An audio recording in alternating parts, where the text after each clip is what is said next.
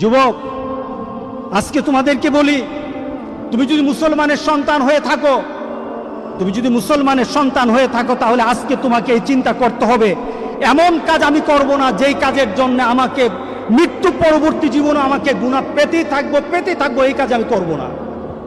এটা মুসলমান, এটা হলো মুহাম্মদ সাল্লাল্লাহু আলাইহি সাল্লামের কলিজার টুকরা উম্মত, এটা হলো উম্মতের পরিচয়। আজকে আপনি আশ্চর্য হবেন, গোটা পৃথিবীতে এখন নেট ব্যতীত মানুষ থাকতে পারে না। আজকে যুবকগুলি এগুলি ছাড়া থাকতে পারে না। আজকে যুবকগুলি নিজেকে বিভিন্নভাবে সমাজের মধ্যে পরিচয় তুলে ধরছে, তারা মুসলমানের সন্তান, এই পরিচয় আজকে সমাজের মধ্যে হচ্ছে না। আল্লাহ সুবহানাহু ওয়া তাআলা আমাদেরকে বলছেন, ইন্না নাহনু নুহয়িল মাউতা ওয়া নাকতুবু মা কদ্দামু, আমি তো মৃতদেরকে জীবিত করি। আল্লাহ বলেন, আমি মৃতদেরকে আবার জীবিত করব এবং তাদের কৃতকর্মগুলি আমি সবগুলি লিপিবদ্ধ করে রাখি। ওয়া কুল্লা শাইইন আহসাইনাহু ফি ইমামিন মুবিন, আর প্রত্যেকটি জিনিস সংরক্ষিত আছে তোমার জীবনের, প্রত্যেকটি জিনিস সংরক্ষিত আছে।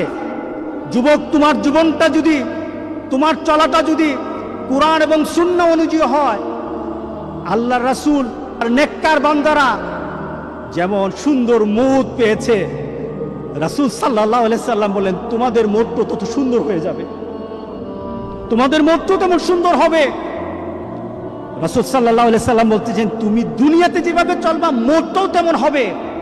কোনো ধরনের খারাপি যদি তোমার মধ্যে থাকে, তুমি যদি খারাপ নীতিতে চলো, তুমি খারাপ দৃশ্য নিয়ে চলো, তোমার হাতে খারাপ থাকে, তোমার ঘুমের সময় খারাপ জিনিস তোমার সাথে থাকে, তুমি তোমার বন্ধু বান্ধবের সাথে যখন আড্ডা দাও তখন তুমি খারাপ কোনো দৃশ্য নিয়ে তুমি কথা বলো, তুমি তোমার বন্ধু বান্ধবের সাথে যখন কথা বলো তোমার ভিতরে খারাপ চিন্তা থাকে, তোমার মতটাও তেমন খারাপই মত হবে। কে বলেছেন? মুহাম্মদুর রাসূলুল্লাহ। বিশ্বাস হয় না? মুহাম্মদ সাল্লাল্লাহু আলাইহি সাল্লাম বলে গেছেন, তোমার মতটা তেমন হবে। শুধু তাই নয়, কামা তামুতুন্না তুবাসুন, যেমন তোমার মত হবে তেমনই ভাবে তোমাকে আখিরাতে উঠানো হবে।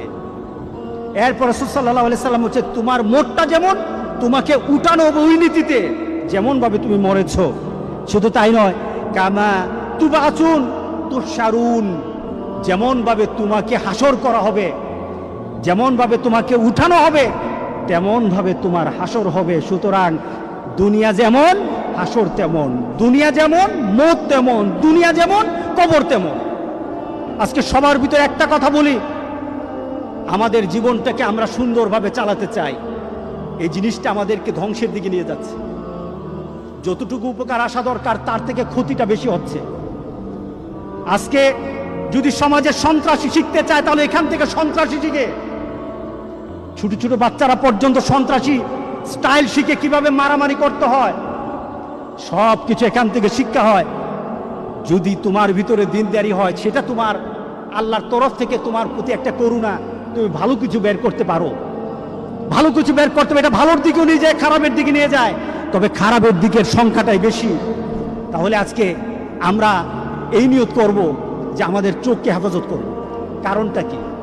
এই চোখ সম্পর্কে প্রশ্ন করা হবে, আমাদের যৌবন সম্পর্কে প্রশ্ন করা হবে।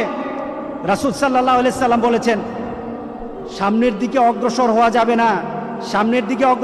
যাবে না যতক্ষণ পর্যন্ত তার প্রশ্নের উত্তর দিতে না পারবে, ততক্ষণ হবে না। সেটা কি? আন উমরিহি ফিমা আফনাহু, তোমার জীবনটাকে তুমি কিভাবে পরিচালনা করেছো। আরেকটা হলো শাবাবি ফিমা আবলাহু, তোমার যৌবনকে তুমি কিভাবে ব্যয় করেছো। এই প্রশ্নগুলো আসবে। কবরে যেমন প্রশ্ন, হাসরের ময়দানে প্রশ্ন আছে। তাহলে চলুন আমরা পরিবর্তন হয়ে যাই। এই চোখকে আল্লাহ সুবহানাহু ওয়া তাআলা প্রত্যেকটি মানুষের চোখ যেন আল্লাহ হেফাজত করে, প্রত্যেকটি মানুষের কানকে যেন আল্লাহ হেফাজত করে। আল্লাহর কাছে বেশি বেশি করে চান। চোখ যদি ধরা খেয়ে যায়, কান যদি ধরা খেয়ে যায়, বাঁচার আর উপায় নাই। একটা ছোট্ট ঘটনা, আমি হজে গিয়ে বইটা কিনেছিলাম, আরবের এক পুলিশের জীবনী। সে তার পুলিশের চাকরি করতে গিয়ে জীবনে যে যে ঘটনাগুলি তাকে তার হৃদয়ে দাগ কেটেছে, এমন কিছু ঘটনা সে জানিয়েছে। তার ডিউটি ছিল এক পুলিশ, সে একটা অ্যাক্সিডেন্ট হলো, দৌড়ে গেল, পুলিশ তাড়াতাড়ি তার কাছে গেল, দেখলো একটা যুবক গাড়ি অ্যাক্সিডেন্ট করেছে। সে তাড়াতাড়ি সে ছেলেটার কাছে গেল, দেখলো যে তার ছেলেটার অবস্থা খুব খারাপ হয়ে গেছে, কিন্তু তার গাড়ির মধ্যে কোরআন তেলাওয়াত হচ্ছিল। গাড়ির মধ্যে কি চলছিল? কোরআন তেলাওয়াত চলছিল। গাড়িতে কোরআন তেলাওয়াত চলছিল। সে ড্রাইভ করতেছে, সে কোরআন তেলাওয়াত শুনতেছিল। ওই মুহূর্তে সে অ্যাক্সিডেন্ট হয়েছে, তার মুখে যেন বিড়বিড় করে কোরআন তেলাওয়াত চলছিল। সে বিড়বিড় করে কোরআন তেলাওয়াত পড়ছিল। সে পুলিশ বলতেছে, আমি ছেলেটাকে তুলে নিলাম, দেখলাম মুখটা একটু নড়ে, কোরআন তেলাওয়াতের মতো একটু শব্দগুলি বের হয়, আমি বুঝি না। এক পর্যায়ে সে আস্তে করে সে ঢলে পড়ে গেল, তার মৃত্যু হয়ে গেছে। খবর নেওয়া হলো, তাড়াতাড়ি তার খবর নেওয়া হলো, তাকে তার মোবাইল থেকে তার বিভিন্নভাবে তার পরিবারের সাথে যোগাযোগ করা হলো। যোগাযোগ করে সে জানা গেল এই ছেলেটা প্রতি বৃহস্পতিবার তার দাদির কাছে যেত। তার দাদি আছে গ্রামের বাড়িতে, 200 মাইল ড্রাইভ করে দাদির কাছে যেত। প্রতি বৃহস্পতিবার যেত, দাদির সাথে থাকতো, শুক্রবার নামাজ পড়ে আবার সে ফিরে আসতো, রিয়াদে চলে আসতো।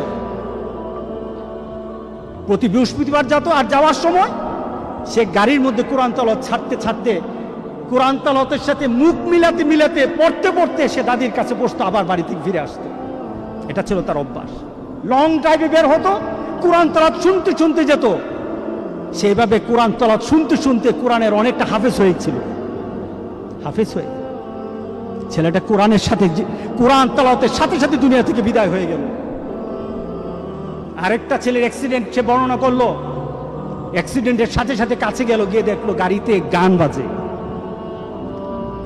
তো সে বললো, পুলিশ বলতেছে, আমি তাড়াতাড়ি তাকে কুলে নিলাম, তাকে চেষ্টা করলাম তার শেষ মুহূর্তে একটু কোরআন তেলাওয়াত শোনানোর জন্য, একটু তালকিন করার জন্য, কলেমা পড়া শিখে তাকে একটু শোনানোর জন্য। যতবার আমি তালকিন করি, যতবার আমি লা ইলাহা ইল্লাল্লাহ, যতবার আমি কালেমা পড়াই, ততবার সে গান গায়। নাউজুবিল্লাহ বলি। কারণ তার মধ্যে কিসের গানের যে স্মৃতি, গানের যে একটা মানসিকতা, গানে এতক্ষণ শুনতে ভিতরে যে গানের একটা ভালোবাসা তো তার রয়ে গেছে, যায় না। যেমন তার দুনিয়ার জিন্দেগি ছিল, তেমন তার মৌত হয়েছে। গান শুনতে সে চলছিল, আর গান শুনতে তার মৌত হলো। এবার বলেন তো দেখি, তাকে কাল হাসুরের দিন কি কোরআন তেলাওয়াত অবস্থা উঠবে নাকি গান অবস্থা উঠবে? বলেন। তুমি জানো না তোমার মৌত কখন, পৃথিবীর কেউ জানে না তার মৌত কখন। সুতরাং তোমার মৌতটা যেন এমন না হয়, মৌতের পরে এমন রেকর্ড তোমার দুনিয়াতে থাকবে যে রেকর্ডের কারণে তুমি কবরে শুয়ে গুনাহ পাবা। এমন রেকর্ড যেন তোমাদের না থাকে। আমাদের এমন সতর্ক হওয়া দরকার আছে কিনা বলেন? আমরা আরেকজনকে বলবো, আমাদের বন্ধুদেরকে আহ্বান করবো, এই কাজ আমরা করব না। আপনাদের পরিবারে আপনাদের সন্তানগুলি তাদের মোবাইলগুলি কি অপারেট করে, এই মোবাইলগুলি দিয়ে তারা কি করে, আপনাদেরকে এটা চেক করতে হবে, দেখতে হবে আপনাদের সন্তানেরা কি করে। যুবক, তোমাদের জন্য খুব কঠিন সমাজ তোমাদের সামনে। আমার সবচেয়ে একজন প্রিয় আরবের এক আলেম শেখ মোহাম্মদ আল আরিফি অত্যন্ত তেজস্বী কথা বলে, অত্যন্ত ঘটনমূলক কথা বলে। ওনার একটা আলোচনায় উনি বললেন, ওনার এক বন্ধু, যুবক শুনো, ওনার এক বন্ধু সে ইন্টারনেটে খুব এক্সপার্ট ছিল। সে একবার সার্চ করে একটা ইন্টারনেটের ওয়েবসাইটে ঢুকে গিয়ে দেখলো ওয়েবসাইটটা একটা নোংরা ওয়েবসাইট, সেটাকে চিনল। এরপরে শেখের কাছে এসে বলল, শেখ, আমি ওয়েবসাইটে ঢুকে যা দেখলাম এটা বিশ্বাস করার মতো না। কি দেখেছেন? শেখ জিজ্ঞাসা করলো, কি দেখেছেন? দেখলাম একটা যুবক একটা ওয়েব পেজ কিনেছে, অনেক টাকা দিয়ে কিনেছে। তার 5 বছরের জন্য একটা কন্ট্রাক্ট করেছে, টাকা দিয়ে সে 5 বছর। কি ব্যাপার? 5 বছর ওই কোম্পানি তাকে প্রতি সপ্তাহে বিভিন্ন ছবি লুট তাকে ইয়ে করবে, সেন্ড করবে, বিভিন্ন ছবি পাঠাবে প্রতি সপ্তাহে। সে টাকা দিয়ে সেটা কন্ট্রাক্ট করেছে, এটাকে পেজটাকে কিনেছে, একটা ফাইল করেছে, তার বন্ধু বান্ধবকে বলেছে আমার কাছে এমন একটা পেজ আছে, তোমরা যদি মনে চায় তোমরা লিঙ্ক দিতে পারো, আমার সাথে শেয়ার করতে পারো। যুবক শুনে নাও, তুমি আমার সাথে শেয়ার করতে পারো। তার বন্ধুরা আনন্দের সাথে বলল, যদি তোমার সাথে ঘুরি তাহলে পয়সা দিতে হবে নাকি? না, পয়সা দেওয়া লাগবে না, পয়সা তো আমি দিয়ে দিয়েছি, আমি এই ফাইলটা কিনে নিয়েছি, প্রতি সপ্তাহে আমার কাছে ছবি আসবে, আর তোমরা যদি আমার সাথে লিঙ্ক করো আমি এটাকে শেয়ার করে দেব, সাথে সাথে তোমাদের সাথে চলে যাবে। সে O2 ফরওয়ার্ড করে দিল, তার সকল বন্ধুর তালিকা দিয়ে O2 ফরওয়ার্ড করে দিল।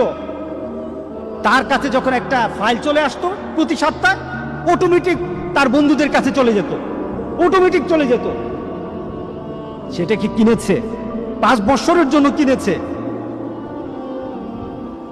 6 মাস পরে সে অ্যাক্সিডেন্টে মারা গেল।